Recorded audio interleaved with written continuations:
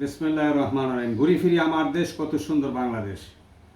প্রিয় ভিউয়ার্স, আপনারা সবসময় আমার ভিডিও দেখেন যে এই যে ক্লাইমেট চেঞ্জ হচ্ছে, যে গাছ লাগান দেশ বাঁচান কথাগুলি বলি, বাট আজকে যে জিনিসটা দেখতেছেন, শুধু গাছ লাগাইলে দেশ বাঁচাবে না, আপনার শরীর, দেহ, মন সবই বাঁচাবে।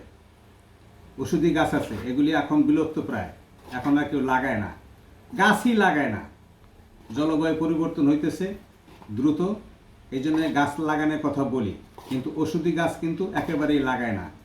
যে জিনিসটা আপনারা দেখতেছেন, আমি কিন্তু নিজের থেকেই এই যে মানে কিছু ভেষজ ওষুধ তৈরি করতেছি। এটার ভিতরে যেরকম আমলকি, হর্তকি, বয়রা, এটার ভিতরে নিম, তেঁতুল, এটার ভিতরে জামের বিচি আছে, এটার ভিতরে আপনার শিমুল চূর্ণ আছে, সজনা পাতা আছে, এটার ভিতরে বিগ্রুমল আছে, অশ্বগন্ধা আছে, এরকম বলে 18-20-22টা গাছ নিয়ে আমি এই ভেষজটা বানাইছি। এটা কাজ করবে মূলত, 1 নম্বরে কাজ করবে ডায়াবেটিসের। ডায়াবেটিস যদিও ভালো হয় না, এটা নিয়ন্ত্রণে থাকবে আর কি। কোনো কবিরাজ ডাক্তার যদি বলে যে আমি এমন ওষুধ তৈরি করছি ডায়াবেটিস ভালো হয়ে যাবে, তাই বুঝতে হবে মিথ্যা বলতেছে। ডায়াবেটিস চুপচাপ থাকবে, এটা নীরব ঘাতক।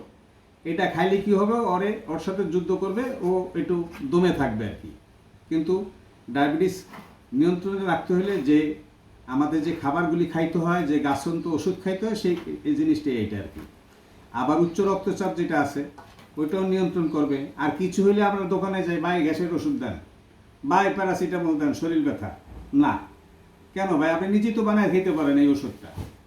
আপনি নিজে কোন কোন গাছে কি কি ঔষধি গুণ আছে এটা দেখে আপনি নিজে তৈরি করতে পারেন। এটা বড় ধরনের হেকিম বা কবিরাজ প্রয়োজন হয় না। আগে 500 বছর আগে ডাক্তার ছিল না, ছিল কবিরাজ। তারপরে বেরিয়েছে হেকিম, তারপরে এখন ডাক্তার, অনেক কিছু। 5 বছর মেডিকেল কলেজ সায়েন্সে পড়াশোনা করে তারপর ভুল ট্রিটমেন্ট দেয়, পাবলিকের লিভার টিভার সব ধ্বংস হয়ে যায় তাতে। না, আপনি যেরকম গাছ যেরকম আপনাকে অক্সিজেন দিবে, গাছ আপনাকে ওষুধই দিবে। তাই কিছু জানতে হবে। আপনি আসুন, আমরা বেশি করে ওষুধি গাছ লাগাই। যে যেখানে থাকবেন অবশ্যই ভালো থাকবেন এবং আপনার প্রতিবেশীকে ভালো রাখবেন, ভালো থাকবেন এবং ভালো রাখবেন।